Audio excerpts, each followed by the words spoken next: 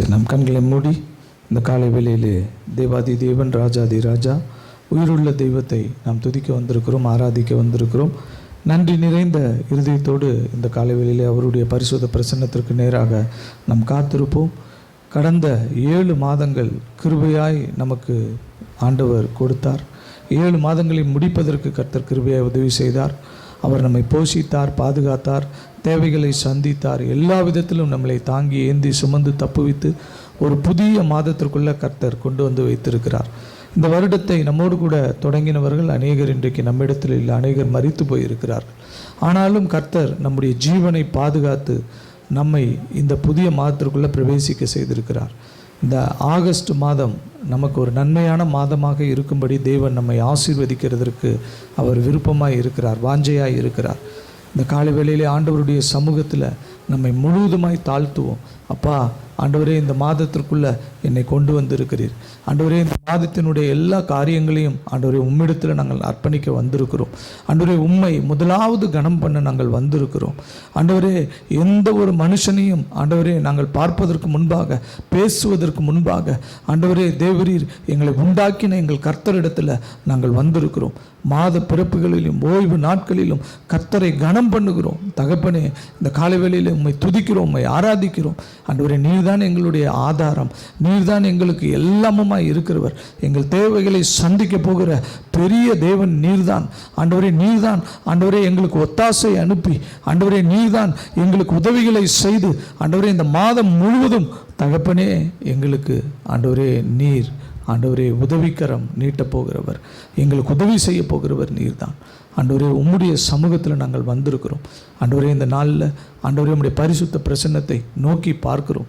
பரலோகத்தில் வீற்றிருக்கிற தேவன், சிங்காசனத்தில் வீற்றிருக்கிற தேவன் ஆண்டவரே அங்கே இருந்து எங்களுடைய வேண்டுதல்களையும் எங்களுடைய விண்ணப்பங்களையும் ஆண்டவரே கர்த்தாவே இந்த வேளையிலே கேட்டு ஆண்டவரே எங்களுடைய ஜெபத்திற்கு ஆண்டவரே அங்கே இருந்து நீர் பதிலை தரப்போகிற தயவுக்காக, கிருபைகளுக்காக உமக்கு நன்றி. ஆண்டவரே, சாலமோன் தேவாலயத்தை ஆண்டவரை பிரதிஷ்டை செய்த போது தேவரீர் இந்த ஸ்தலத்தில் செய்யப்படுகிற எங்களுடைய வேண்டுதல்களுக்கும் விண்ணப்பங்களுக்கும் ஆண்டவரே உம்முடைய கண்கள் எங்களை காண்கிறவைகளாகவும், உம்முடைய செவிகள் எங்கள் விண்ணப்பங்களையும் வேண்டுதல்களையும் ஆண்டவரே கவனிக்கிறவைகளாகவும் இருப்பதாக என்று சொல்லி அந்த பிரதிஷ்டையின் நாளில் ஜெபம் பண்ணினான். தகப்பனே, அதே வார்த்தையை நீர் திரும்ப சொன்னீர். இந்த ஸ்தலத்தில் செய்யப்படுகிற உங்களுடைய வேண்டுதல்களையும் விண்ணப்பங்களையும் என் செவிகள் கேட்கும், என் கண்கள் உங்களை நோக்கி பார்க்கும் என்று சொல்லி சாலமோனுக்கு நீர் தரிசனத்தில் சொன்னீர். தகப்பனே, அப்படிப்பட்ட ஒரு காரியத்தை ஆண்டவரே இந்த ஸ்தலத்துக்கு நீர் ஏற்படுத்தும்படியாய் ஜெபிக்கிறோம். காலை வேளையிலே ஒரு மனுஷனுடைய சத்தத்தை கேட்பதற்காக நாங்கள் இங்கே வரல, ஒரு மனுஷனுடைய ஐக்கியத்திற்காக நாங்கள் இங்கே வரல. தகப்பனே, உம்மை துதிக்க, உம்மை ஆராதிக்க, உம்மை தொழுது கொள்ள, உம்முடைய நாமத்தை சங்கீர்த்தனம் பண்ண நாங்கள் வந்திருக்கிறோம். தகப்பனே, உம்முடைய செம்மையான தூய தேவ ஆவியானவருடைய அபிஷேகம், உம்முடைய செம்மையான தூய தேவ ஆவியானவருடைய ஆளுகை எங்களுக்குள்ள காணப்படட்டும். அவருடைய தொடுதல் எங்களுக்குள்ள காணப்படட்டும். அவருடைய அக்கினி அபிஷேகம் எங்கள் மத்தியில் ஊற்றப்படட்டும். தகப்பனே, ஆண்டவரே, உம்முடைய தழும்புள்ள கரத்தினால் எங்களை தொட்டு எங்கள் ஒவ்வொருவரையும் இந்த நேரத்தில் நீர் ஆண்டவரே ஆளுகை செய்யும்படியாக எங்களை விட்டு கொடுக்கிறோம். இந்த ஆலை ஆராதனைக்கு விரோதமாய் கிரியை நடப்பிக்கிற எல்லா பொல்லாத பிசாசின் அந்தகார வல்லமைகள் நசரேயனாகிய இயேசு கிறிஸ்துவின் நாமத்தினாலே கடிந்து அப்புறப்பட்டு போவதாக.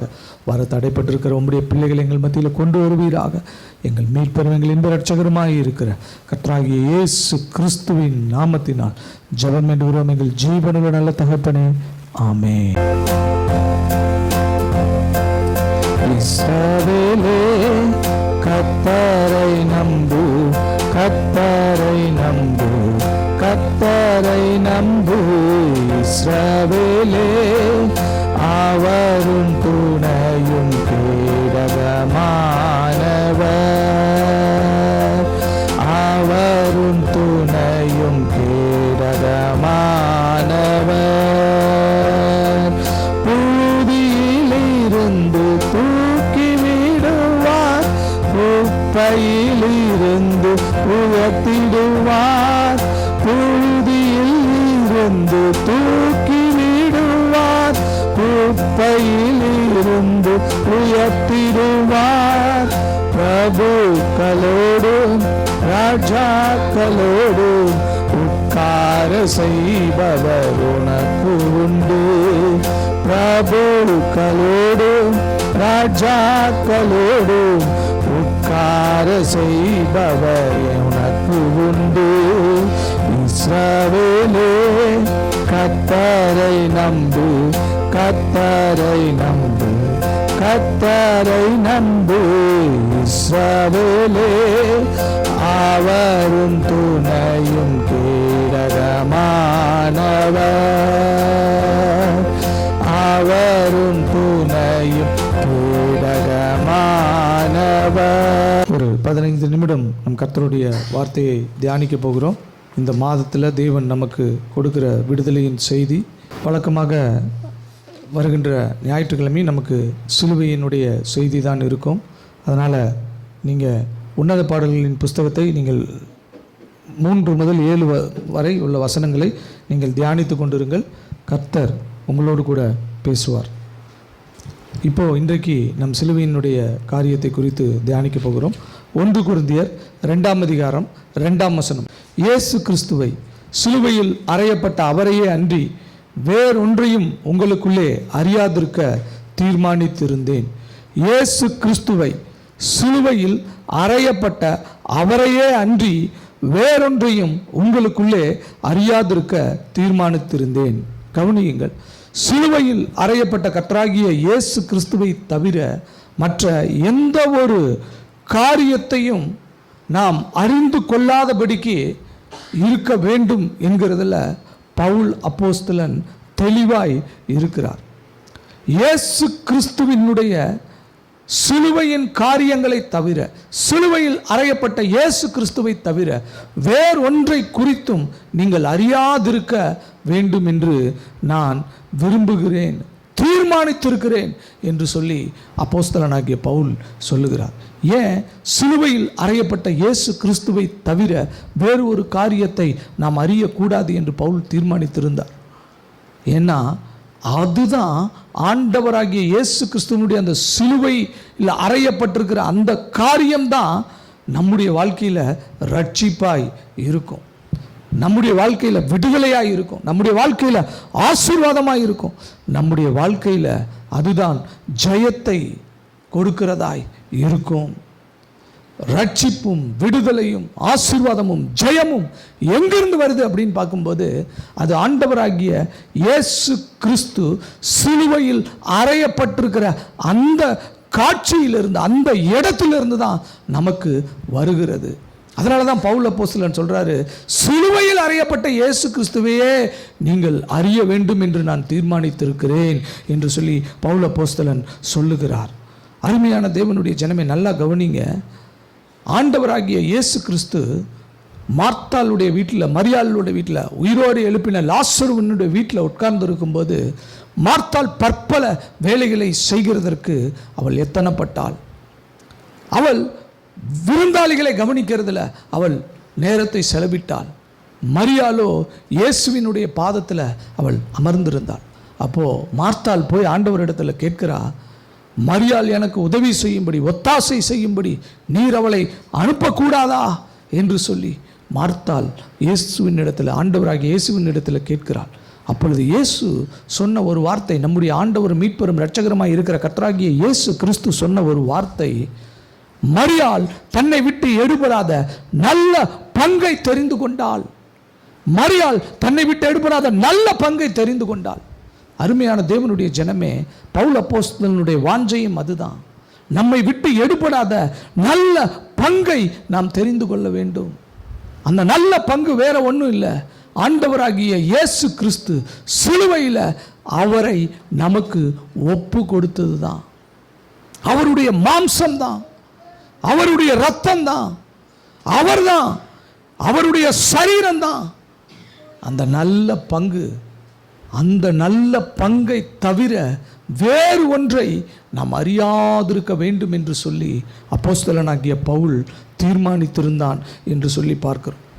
சிலுவையில் அறையப்பட்ட இயேசு கிறிஸ்து, சிலுவையில் அறையப்பட்ட இயேசு கிறிஸ்துவை தவிர வேறு ஒரு காரியத்தை நீங்கள் அறியாதிருக்க எனக்கு மனது இல்லை, அறியாதிருக்க நான் தீர்மானித்திருந்தேன் என்று அப்போஸ்தலனாகிய பவுல் சொல்லுகிறான்.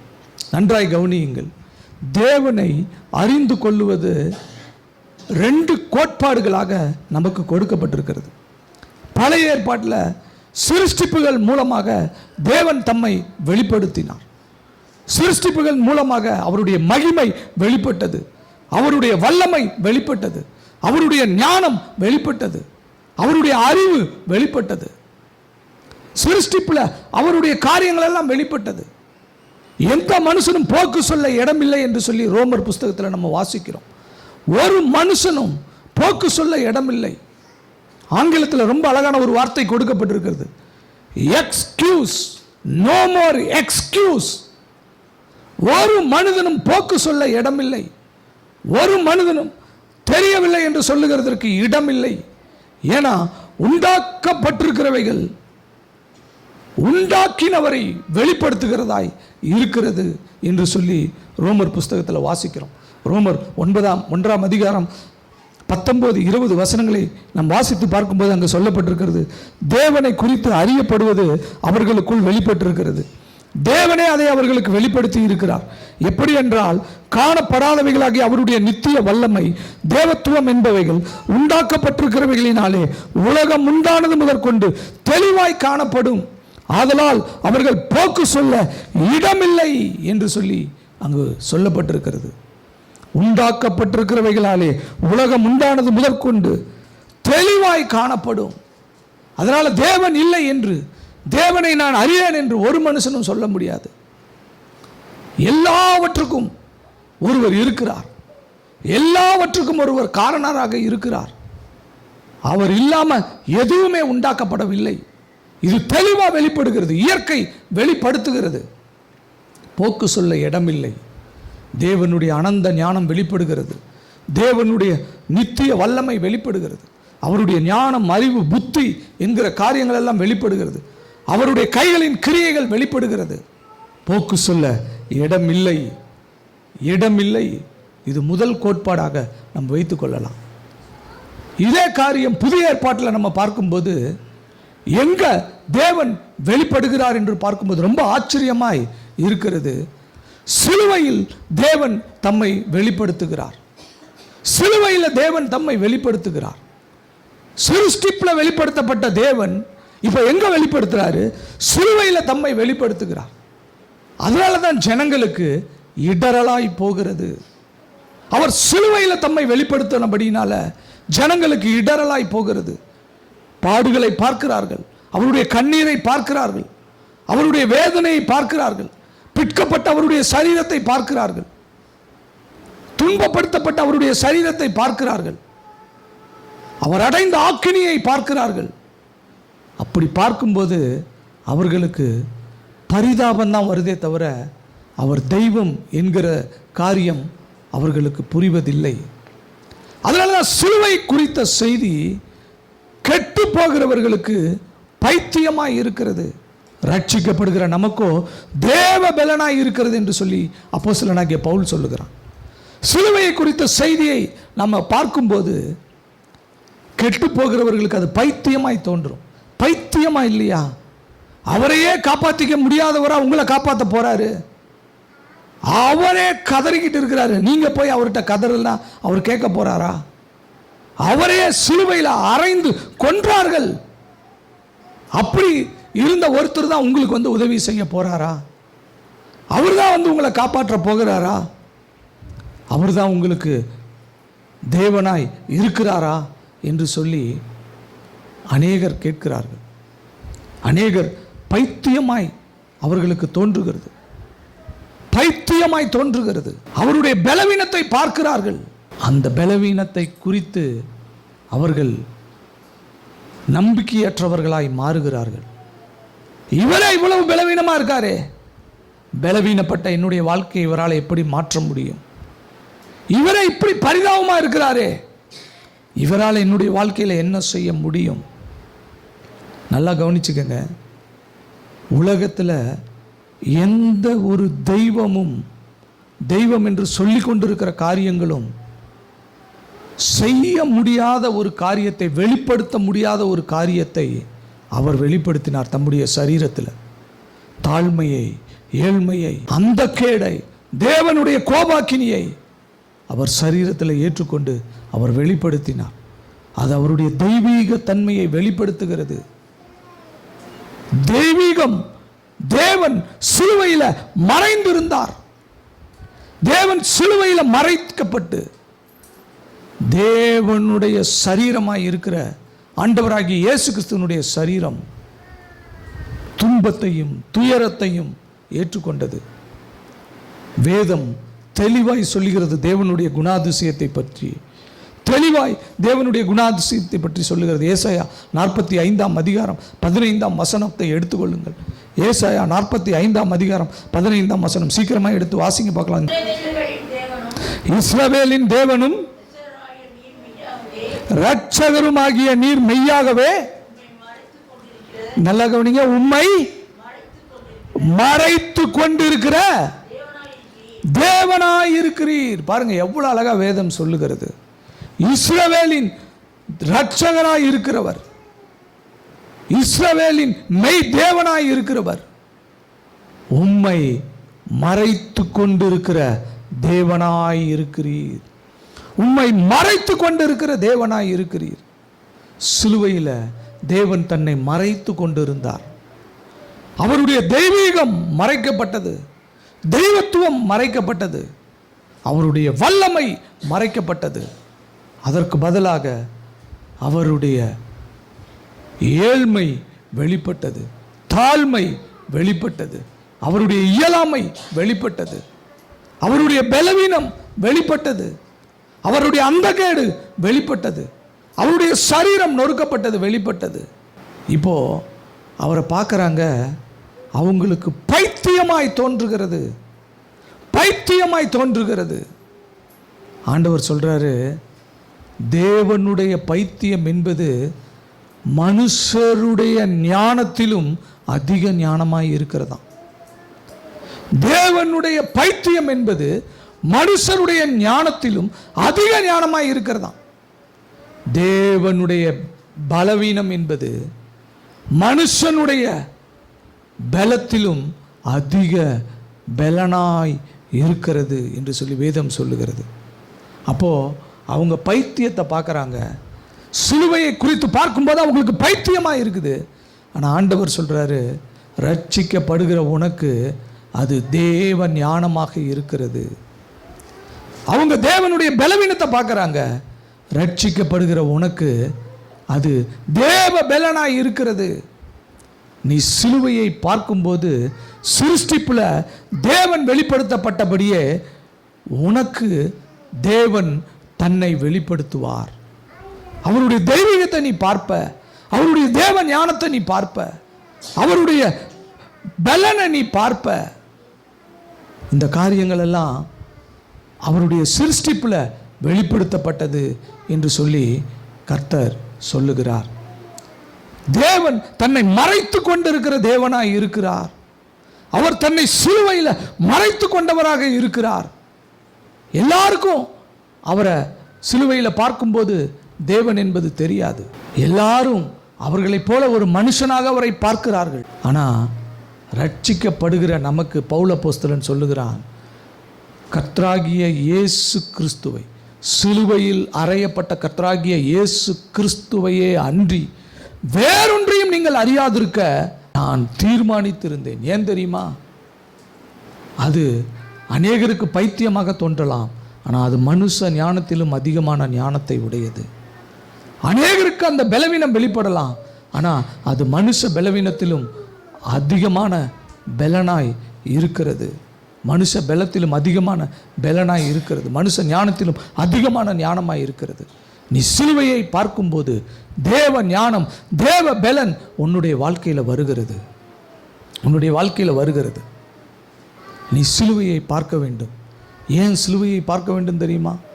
அவர் ஏற்றுக்கொண்ட அத்தனை காரியங்களும் மனுஷனுடைய வாழ்க்கையில் நடக்கக்கூடிய காரியத்தை தான் அவர் அவருடைய சரீரத்தில் ஏற்றுக்கொண்டார். அடிகளை ஏற்றுக்கொண்டார், அவமானத்தை ஏற்றுக்கொண்டார், ஏழ்மையை ஏற்றுக்கொண்டார், தாழ்மையை ஏற்றுக்கொண்டார், கைவிடப்படுதலை ஏற்றுக்கொண்டார்.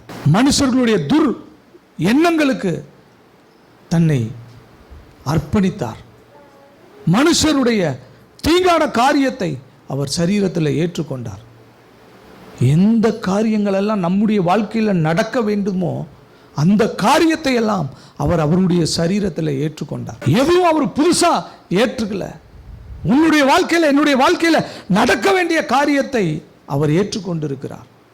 இப்போ நாம பாடுகளின் மத்தியிலும், வேதனையின் மத்தியிலும், வியாதியின் மத்தியிலும், கண்ணீரின் மத்தியிலும், தோல்விகளின் மத்தியிலும், அவமானத்தின் மத்தியிலும், பலவீனத்தின் மத்தியிலும், கடன்களின் மத்தியிலும், தரித்திரத்தின் மத்தியிலும், மனுஷனுடைய சூழ்ச்சிகளின் மத்தியிலும் அகப்பட்டு நம்ம கர்த்தரை நோக்கி பார்க்கும்போது அவர் என்ன செய்கிறார் தெரியுமா?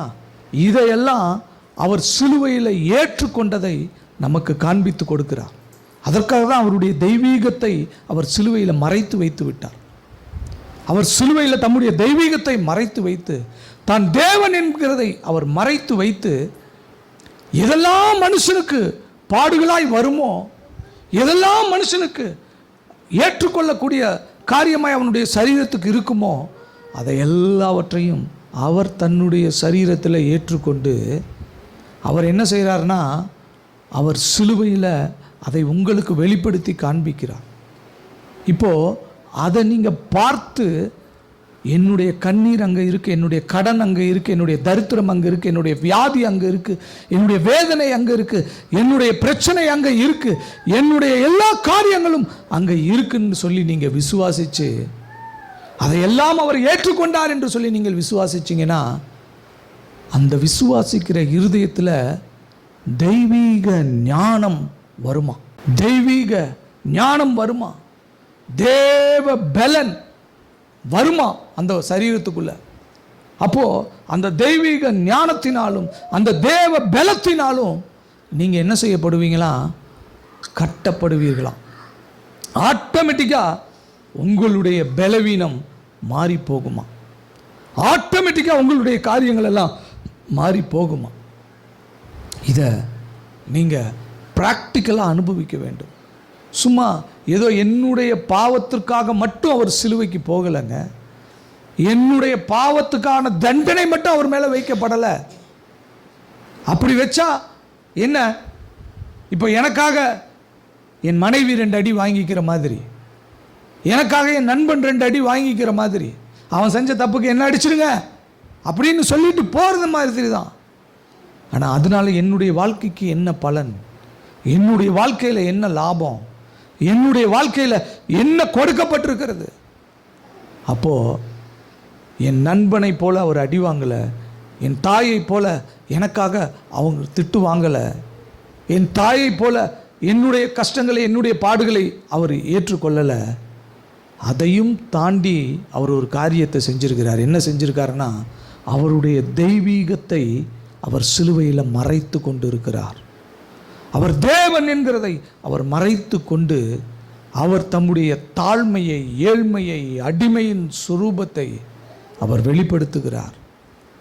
சிலுவையில் மறைக்கப்பட்ட ஒரு காரியம் அந்த இடத்துல வெளிப்படுத்தப்படுகிறது. அது யாருக்கு வெளிப்படுத்தப்படுகிறது தெரியுமா? உலகத்துக்கு இல்லை, கெட்டு போகிறவர்களுக்கு அது பைத்தியமாய் தோன்றும். சிலுவையை குறித்த செய்தி அநேகருக்கு பைத்தியமாய் தோன்றும். நமக்கு அப்படி இல்லை. நம்ம சிலுவையை குறித்து தியானிக்கும்போது, சிலுவையில் அறையப்பட்ட இயேசுவை நம்ம பார்க்கும்போது, அங்கே பார்க்கிற எல்லா காரியங்களும் உங்களுடைய சரீரத்திலும் உங்களுடைய குடும்பத்திலும் நடக்கிற காரியம் உங்கள் கிட்ட நிறைவேறதை தான் நீங்கள் அங்கே பார்க்குறீங்க. அப்போது அது அங்கே போயிடுச்சு அப்படிங்கிறத நீங்கள் விசுவாசிச்சிங்கனாலே, அது அங்கே ஏற்றுக்கொள்ளப்பட்டதுங்கிறத விசுவாசிச்சிங்கனாலே, மறைக்கப்பட்டிருக்கிற அவருடைய தெய்வீகம் அந்த சிலுவையில் வெளிப்படுமா? புதிய ஏற்பாட்டில் தேவன் தம்மை வெளிப்படுத்துகிறதற்கு தெரிந்தெடுத்த கருவி தான் சிலுவை. அந்த பாதைகள் தான் அந்த பாடுகள், அந்த வேதனைகள், அந்த துன்பங்கள், அந்த அவமானங்கள், அந்த அடிகள். சிலுவை பாதை என்று சொல்லி ஈஸியாக நடந்துட்டு வந்துடுறோம். அது நடந்துக்கிட்டு வர்றதில்லைங்க. அந்த சிலுவை பாதை ஒரு பாத்வே ஆஃப் கிராஸ். அந்த காரியம் என்ன அப்படின்னு பார்க்கும்போது, அவர் எதெல்லாம் உங்ககிட்டருந்து எடுத்தார், எதையெல்லாம் உங்ககிட்டருந்து எடுத்து அவர் மேலே போட்டுக்கிட்டார். அப்போது அந்த காரியங்களுக்குள்ளே இப்போ நீ நடந்துக்கிட்டு இருந்தீங்கன்னா நீ சிலுவையை நோக்கி பார்க்க வேண்டும். எதெல்லாம் உன்கிட்ட இருக்குதோ அதையெல்லாம் நீ அவர்கிட்ட பார்க்கணும், சிலுவையில் பார்க்கணும். உன் வியாதியை அங்கே பார்க்கணும், உன் தரித்திரத்தை அங்கே பார்க்கணும், உன் கடனை அங்கே பார்க்கணும். ஆண்டவரே, இதெல்லாம் உம்மிடத்தில் இருக்குது, என்னிடத்துலேருந்து எடுத்து உம்மிடத்தில் நீங்கள் வச்சுருக்கீங்களே, இப்போ நான் ஏன் இப்படி இருக்கிறேன் அப்படின்னு சொல்லி நீங்கள் கேட்டிங்கன்னா, அந்த தெய்வீகம், அவருடைய தெய்வத்துவம் சிலுவையில் வெளிப்படும். அந்த இரட்சகர் தன்னை மறைத்து கொண்டிருக்கிற தேவனாய் இருக்கிறார். சிலுவையில் அவர் மறைத்து கொண்டு இருக்கிற தேவனாய் இருக்கிறார். நீங்கள் சாதாரணமாக சிலுவையை பார்க்காதீங்க, ஏதோ ஒரு தண்டனை நிறைவேற்றப்படுகிற ஒரு காரியமாக அதை பார்க்காதீங்க.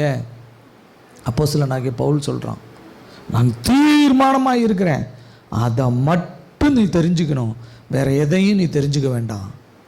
ஏன்னா நீ அதை தெரிஞ்சுக்கிட்டீன்னா அந்த தெய்வீக ஞானம், அந்த தேவ பலன் உனக்குள்ளே வரும், உன் வாழ்க்கைக்குள்ளே வரும். இந்த மாதம் ஒரு விசேஷித்த மாதம் என்று சொன்னேன். கடந்த 7 மாதங்களை நீங்கள் முடிச்சுட்டு வந்திருக்கலாம். ஆனால் இந்த 8வது மாதத்தில் தேவன் உங்களை பார்த்து சொல்கிறாரு, இது ஒரு விசேஷித்த மாதம்.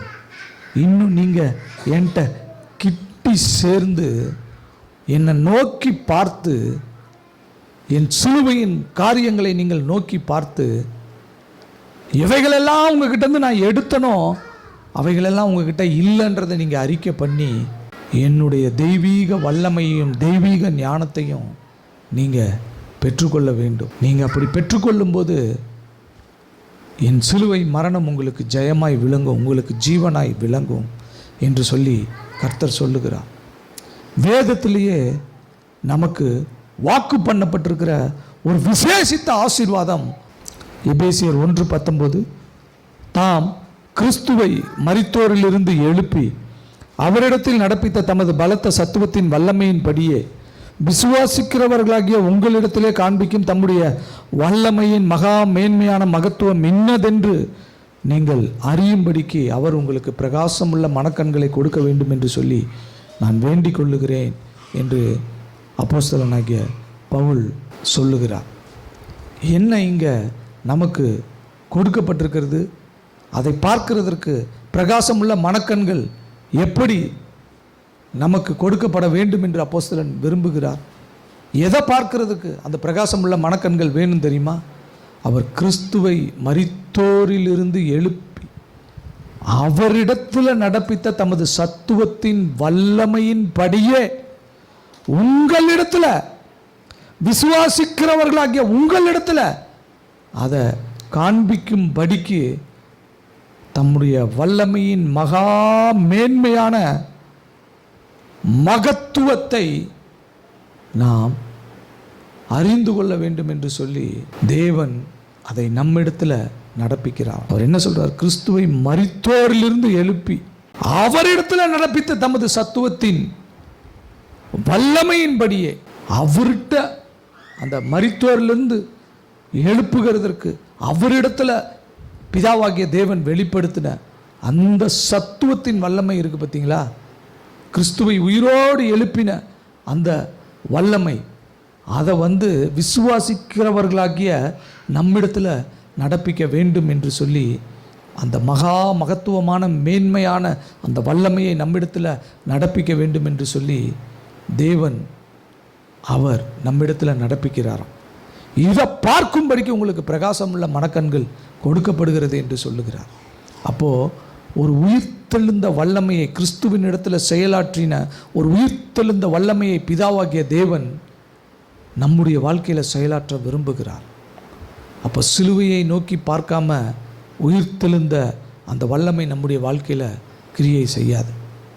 அதனால தான் அப்போஸ்தலனாகிய பவுல் சொல்கிறாரு, உனக்கு தேவன் வைத்திருக்கிற ஆசீர்வாதம் வேற. மரித்தோரிலிருந்து கிறிஸ்துவை உயிரோடு எழுப்பி அவரிடத்தில் நடப்பித்த தமது சத்துவத்தின் வல்லமையின் அந்த மகா வல்லமையை உங்களிடத்தில், விசுவாசிக்கிறவர்களாகிய உங்களிடத்தில் நடப்பிக்க வேண்டும் என்று சொல்லி தேவன் விரும்புகிறார்.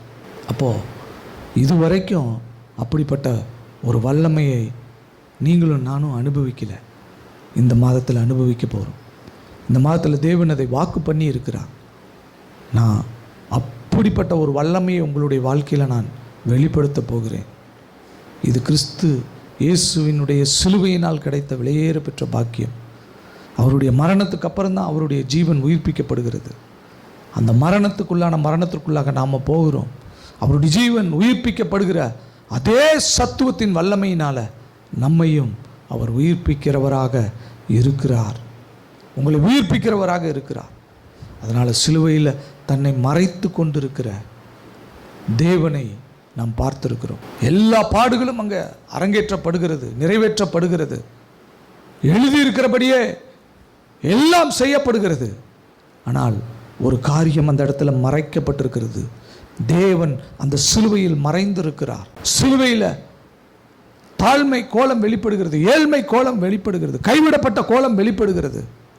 ஆனால் அவருடைய தெய்வீகம் வெளிப்படவில்லை. அது மறைக்கப்பட்டிருக்கிறது. அது எங்கே வெளிப்படுது தெரியுமா? நீ சிலுவையை பூரணமாய் விசுவாசித்து சிலுவையின் அண்டைக்கு நீ போகும்போது, சிலுவையின் காட்சியை நீ பார்க்கும்போது, சிலுவையில் அறையப்பட்ட கர்த்தராகிய இயேசு கிறிஸ்துவை அன்றி வேறொன்றையும் நீங்கள் அறியாதிருக்க நான் தீர்மானித்திருந்தேன் என்று அப்போஸ்தலன் சொல்லுகிறது போல, அப்போஸ்தலனாகிய பவுல் சொல்லுகிறது போல, அந்த ஒரு காரியத்தை மாத்திரம் நாம் அறிந்து கொண்டு தேவனிடத்தில் நாம் நிற்கும்போது பெரிய மகிமையான காரியத்தை ஆண்டவர் உங்களுடைய வாழ்க்கையில் செய்வார். இருக்கிற இடத்துல அப்படியே கண்களை மூடுங்கள். இதனுடைய தொடர்ச்சி, இதனுடைய மறைக்கப்பட்ட சில சத்தியங்களை ஞாயிற்றுக்கிழமை காலையில் நம்ம பார்க்க போகிறோம். ஆச்சரியமாக இருக்கும். இன்றைக்கு தேவன் நம்மை சிலுவையின் அண்டைக்கு கொண்டு வந்திருக்கிறார். சிலுவையை நோக்கி பார்க்க செய்திருக்கிறார். அதில் அவர் ஏற்றுக்கொண்டதெல்லாம் என்னுடைய வாழ்க்கையில் நிறைவேற்றப்பட வேண்டியவைகள், என்னுடைய வாழ்க்கையில் நடக்க வேண்டியவைகள். அவைகளை எல்லாம் அவர் ஏற்றுக்கொண்டு இருக்கிறார். அவைகளை எல்லாம் அவர் ஏற்றுக்கொண்டு இருக்கிறார். அவர் அவைகளை எல்லாம் ஏற்றுக்கொண்டு இருக்கிறபடினால மறைக்கப்பட்டிருக்கிற அவருடைய தெய்வீகம், மறைக்கப்பட்டிருக்கிற அவருடைய தேவ ஞானம், தேவ வல்லமை என்னுடைய வாழ்க்கையை நிரப்புகிறது. அது மட்டுமல்ல, கிறிஸ்துவை மரித்தோரிலிருந்து எழுப்பினவர் அந்த மகா சத்துவத்தின் வல்லமையை பிதாவாகிய தேவன் என்னுடைய வாழ்க்கையில் காண்பிக்கிறார். என்னுடைய வாழ்க்கைக்குள்ளே அதை கொண்டு வருகிறார். அப்போ ஆட்டோமேட்டிக்காக என் வாழ்வை சுற்றி இருக்கிற எல்லா காரியங்களும் ஒன்றும் இல்லாமல் போயிடும். எல்லா காரியங்களும் ஒன்றும் இல்லாமல் போயிடும். ஒரு பெரிய அற்புதத்திற்குள்ளே நான் வருவேன். அப்படிப்பட்ட ஒரு காரியத்தை தேவன் இந்த ஆகஸ்ட் மாதத்தில் உங்களுடைய வாழ்க்கையில் செய்ய போகிறார். கண்களை மூடி கர்த்தருடைய சமூகத்தில் நம்மை முழுவதுமாய் ஒப்பு கொடுப்போம். நல்ல பிதாவை நன்றியுடைமை துதிக்கிறோம். ராஜாவை ஸ்தோத்திரிக்கிறோம். அப்பா, நேற்றும் இன்றும் என்றும் மாறாத எங்கள் நல்ல தெய்வமே, இந்த காலை வேளையிலே எங்களுக்கு நீர் சிலுவையை காண்பித்து கொடுத்த தயவுக்காக உமக்கு நன்றி. கெட்டு போகிறவர்களுக்கு அது பைத்தியமாக தோன்றும். பைத்தியமாய் தோன்றுகிற பிரசங்கத்தினாலே ஆண்டவரே, நீர் அநேகரை ரட்சிப்புக்குள்ளாக நடத்துகிற தேவனாய் இருக்கிறீர். இஸ்ரவேலின் ரட்சிப்பாய் இருக்கிற கர்த்தாதி கர்த்தர் தன்னை மறைத்து கொண்டிருக்கிற தேவனாய் இருக்கிறார் என்று சொல்லி எங்களுக்கு வெளிப்படுத்தி காண்பித்து கொடுத்தீர். சிருஷ்டிப்பில் தேவன் தம்மை வெளிப்படுத்தினார்.